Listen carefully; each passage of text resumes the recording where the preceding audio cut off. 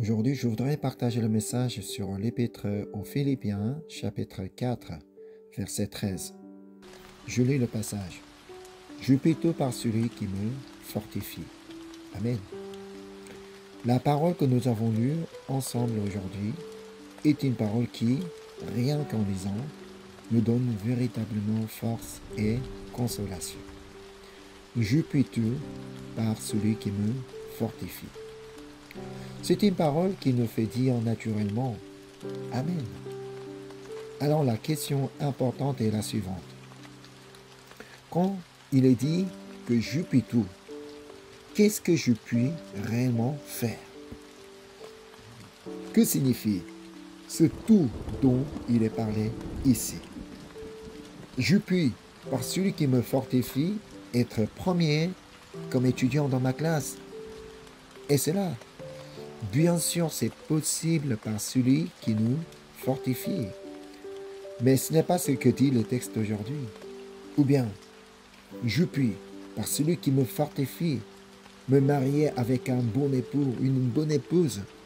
Bien sûr, cela est aussi possible par celui qui nous fortifie. Mais là encore, ce n'est pas ce que dit le texte d'aujourd'hui. Ou bien, je puis, par celui qui me fortifie, réussir la vie. Bien sûr, cela est possible par celui qui nous fortifie, mais encore une fois, ce n'est pas ce que dit le texte aujourd'hui. Alors, que signifie ce « je puis tout » dont il est parlé ici? Voyons-le à travers le verset juste avant, le verset 12. Je sais vivre dans l'humiliation et je sais vivre dans l'abondance. Et en tout et partout, j'ai appris à être rassasié et à avoir faim et à être dans l'abondance et à être dans la disette. Ainsi, ce que Paul confesse maintenant, c'est par celui qui me fortifie, je puis me réjouir et rendre grâce même dans une situation d'humiliation. Par celui qui me fortifie, je puis être humble même dans l'abondance. C'est donc une confession disant, par celui qui me fortifie, je puis rendre grâce quand je suis rassasié et je puis aussi rendre grâce quand j'ai faim. Je puis rendre grâce dans l'abondance et je puis aussi rendre grâce dans la disette. Voilà ce que signifie « je puis tout par celui qui me fortifie ». Nous aussi, de la même manière, nous croyons qu'en celui qui nous fortifie, nous pouvons, quelles que soient les circonstances, nous réjouir, rendre grâce, louer et adorer. En particulier aujourd'hui, je voudrais partager sur le thème de la gratitude. Nous connaissons tous bien le passage de 1 Thessaloniciens chapitre 5 verset 18. Rendez grâce en toutes choses, car c'est à votre égard la volonté de Dieu en Jésus-Christ. C'est une parole que nous connaissons bien, car nous l'avons entendue souvent, mais le fait de savoir ne signifie pas que nous la vivons réellement. C'est pourquoi, comme je vous l'ai déjà dit auparavant par une autre prédication, la gratitude est un entraînement. En fin de compte, la gratitude est un choix que nous faisons. Dieu nous a donné la liberté et avec cette liberté, nous pouvons choisir de rendre grâce ou non. Nous sommes totalement libres. C'est la raison pour laquelle nous devons choisir de rendre grâce. C'est parce que c'est la volonté de Dieu pour nous en Jésus-Christ. Alors, à partir d'aujourd'hui, essayons de nous entraîner à chercher les sujets de gratitude. C'est-à-dire chercher dans ma vie quotidienne ce pour moi, ce pourquoi je puis être reconnaissant. Mais par mes propres forces, je ne le pourrai pas. C'est pourquoi nous devons nous appuyer sur la parole du texte aujourd'hui, prier et chercher la gratitude. Je puis tout par celui qui me fortifie, c'est-à-dire par celui qui me fortifie, je puis rendre grâce en toutes choses. Ainsi, aujourd'hui, Je voudrais que nous prenions du temps de manière concrète pour découvrir la gratitude à travers la parole. La semaine dernière, dans notre église, nous avons fait une lecture biblique et nous avons lu l'événement de l'Exode et particulièrement le miracle central de l'ouverture de la mer Rouge. Je pense que tout le monde connaît ce miracle. Regardons ensemble cette scène du miracle et découvrons-y les raisons de rendre grâce. En réalité, ce miracle bien connu de l'ouverture de la mer Rouge ne s'est pas produit simplement comme ça quand le peuple d'Israël est arrivé devant. Avant de traverser la mer Rouge ouverte, le peuple d'Israël a dû passer par un tunnel de ténèbres. Quand le peuple d'Israël a traversé sain et sauf au milieu de la mer Rouge qui s'est ouverte, bien sûr, il pouvait là rendre grâce et louer Dieu. Ainsi, en Exode chapitre 15, nous voyons qu'il lui offrait ce chant de gratitude. Exode 15, verset 2. L'Éternel est ma force, le sujet de mes louanges. C'est lui qui m'a sauvé. Il est mon Dieu. Je le célébrerai. Il est l'élu de mon Père. Je l'exalterai. Ne ressentez-vous pas dans ce chant leur gratitude et leur joie envers le Seigneur? Mais en réalité, quiconque a vécu un tel miracle de la mer Rouge pouvait rendre grâce. Il n'était pas difficile parce qu'on a connu. L'important, c'est de devenir quelqu'un qui rend grâce même avant le miracle. Après le miracle, c'est facile, mais avant le miracle est plus important. Cependant, jusqu'à ce qu'il traverse la mer Rouge, il aurait été difficile de trouver une raison de rendre grâce. Mais même dans cette situation, il y avait déjà suffisamment de raisons de rendre grâce. Voyons, à travers la parole, la situation dans laquelle ils étaient et découvrons quelle gratitude on pouvait y trouver. Dieu fait sortir le peuple d'Israël d'Égypte, puis les conduisit vers le bord de la mer Rouge. Alors, Exode chapitre 14, verset 2. Parle aux enfants d'Israël qui se détournent et qu'ils campent devant Pi-Hahiroth, envers Migdol et la mer, vis-à-vis de Baal-Séphon, c'est en face de celui que vous camperez près de la mer. Dans cette parole, nous pouvons déjà trouver un sujet de gratitude. Savez-vous lequel?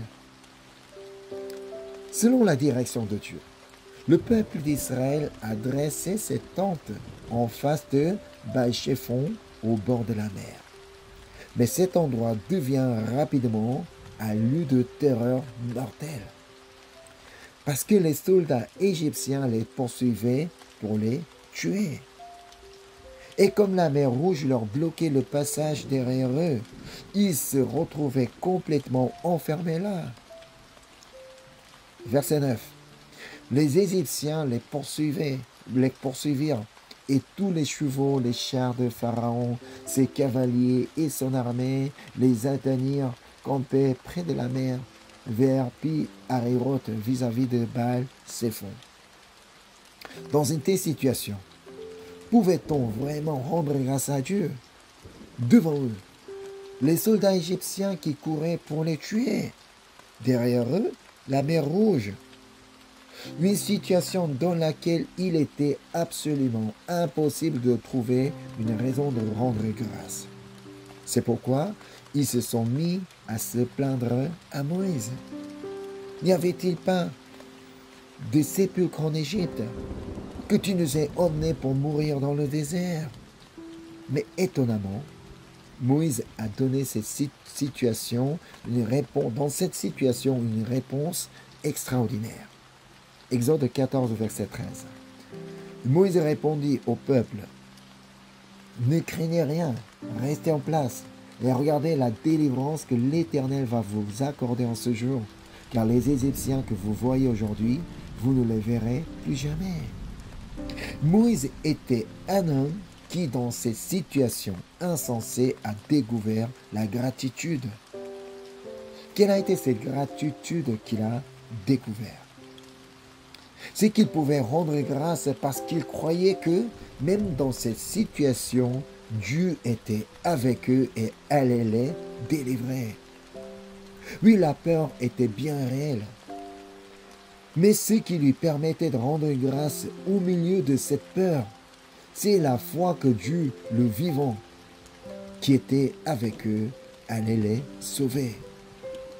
Et surtout, parce que Dieu est celui qui accomplit toujours ce qu'il dit, il pouvait encore plus rendre grâce.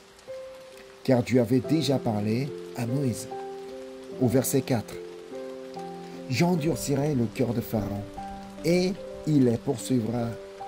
Mais Pharaon et toute son armée serviront à faire éclater ma gloire. Et les Égyptiens sauront que je suis l'Éternel. » Et les enfants d'Israël firent ainsi. Dieu avait parlé. Pharaon va vous poursuivre avec son armée, mais je serai glorifié par lui et son armée, et les Égyptiens sauront que je suis l'Éternel.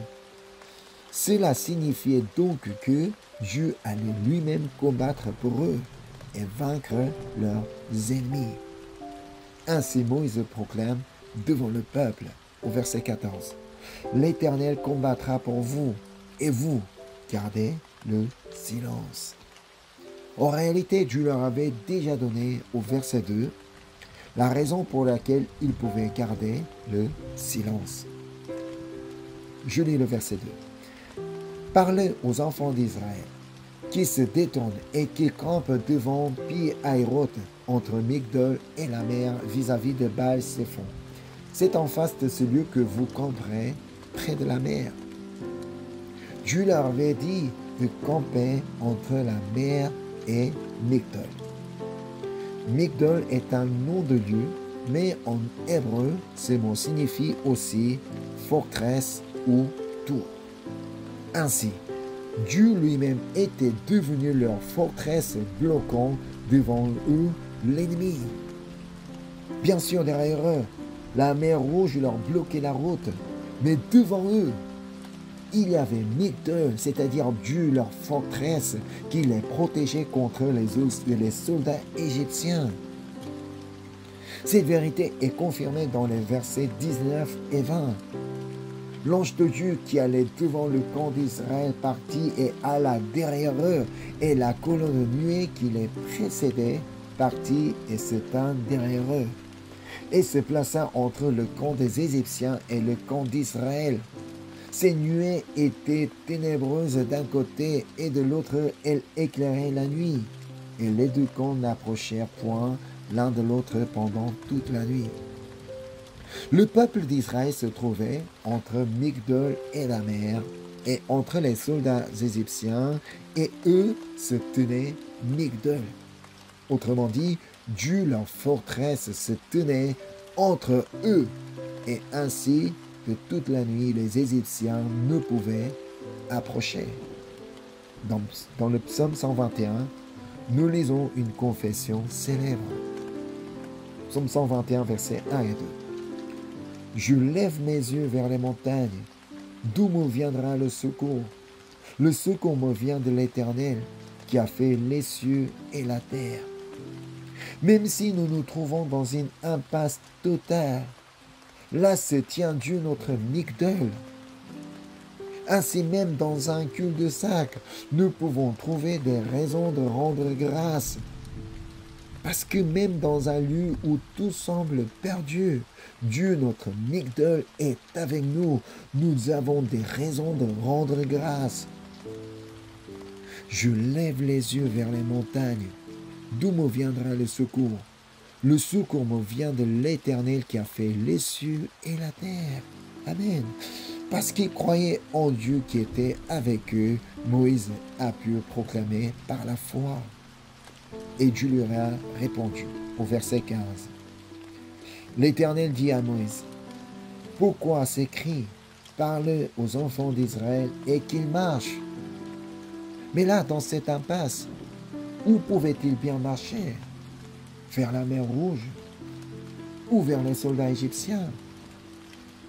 Même dans une telle parole incompréhensible, nous pouvons trouver une raison de rendre grâce. Parce que c'était Dieu qui l'avait dit. Parce que c'était la parole de Dieu. Parle aux enfants d'Israël et qu'ils marchent. C'est Dieu qui a prononcé cette parole.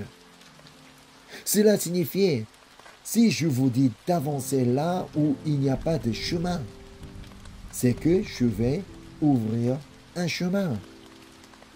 Même si pour l'instant aucun chemin n'était visible, puisqu'il avait dit d'avancer, il allait leur ouvrir un chemin. C'est pourquoi on pouvait déjà lui rendre grâce. Alors Dieu dit encore à Moïse au verset 16, « Toi, lève ta verge, étends ta main sur la mer, et fends-la, et les enfants d'Israël entreront au milieu de la mer à sec. » Dieu disait vraiment des paroles difficiles à comprendre. Qu'il allait leur ouvrir un chemin, bon, d'accord, mais un chemin au milieu de la mer. Qui aurait pu imaginer cela? Et pourtant Moïse a pu lever sa main sur la mer avec sa verge, parce que c'était la parole de Dieu vivant. Parce que c'était la parole de Dieu tout-puissant et fidèle. Et surtout, parce que c'était le Dieu lui-même qui lui disait ce qu'il allait faire. Il pouvait rendre grâce même dans ces situations. En résumé de ce que j'ai dit jusqu'ici, quelle est la conclusion? C'est de ne pas chercher la gratitude dans ce que l'on voit de ses yeux. Dans ce que les Israélites voyaient à ce moment-là, il n'y avait rien qui puisse être une raison de rendre grâce. Mais Dieu, leur Migdol, était avec eux et les protégeait, donc il y avait une raison de rendre grâce. Et puisqu'il allait ouvrir un chemin là où il n'en avait pas, il y avait encore une raison de rendre grâce. Ainsi Moïse obéit par la foi à la parole de Dieu et étend la main sur la mer. Mais la mer ne s'ouvrait pas, ne s'est pas ouverte d'un seul coup pour former un chemin. C'est ce qu'on peut lire au verset 21. Moïse étendit sa main sur la mer, et l'Éternel refoula la mer par un vent d'Orient qui souffla avec impétuosité toute la nuit. Il mit la mer à sec, et les eaux se fendirent. C'est après que le vent d'Orient a soufflé toute la nuit, repoussant les eaux, que le chemin est apparu. L'important, c'est que le peuple d'Israël a dû attendre toute la nuit avant que la mer soit fendue. Et ils ont dû attendre en affrontant le vent violent qui repoussait les eaux toute la nuit. Et pourtant, ils pouvaient rendre grâce parce que Dieu travaillait à cet endroit. Parce que Dieu était là et que Dieu faisait son œuvre. D'un côté, il les protégeait des soldats égyptiens et de l'autre, il ouvrait un chemin dans la mer. Ainsi, il y avait amplement de raisons de rendre grâce. De même si nous croyons qu'en ce temps d'attente, en ce temps où nous attendons la réponse de Dieu, Dieu est en train d'agir. Alors, nous pouvons rendre grâce. Jacques chapitre 5 verset 11 dit, « Voici, nous disons bienheureux ceux qui ont souffert patiemment. Vous avez entendu parler de la patience de Job, et vous avez vu la fin que le Seigneur lui accorda, car le Seigneur est plein de miséricorde et de compassion. » Pourquoi les patients sont-ils bienheureux? Parce qu'ils verront la fin que le Seigneur, plein de miséricorde et de compassion, leur accorde.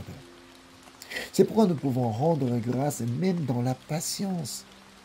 Parce que la fin que le Seigneur me donne est un happy ending et non un sad ending.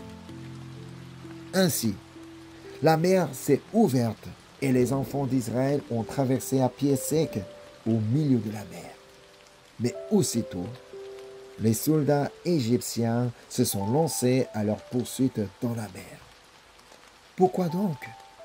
Si Dieu avait jusque-là empêché les Égyptiens d'approcher, pourquoi les laissait-il soudainement entrer? En voyant les soldats égyptiens les poursuivre encore, que pouvait penser le peuple d'Israël? Sans doute maintenant, voilà, c'est fini pour nous.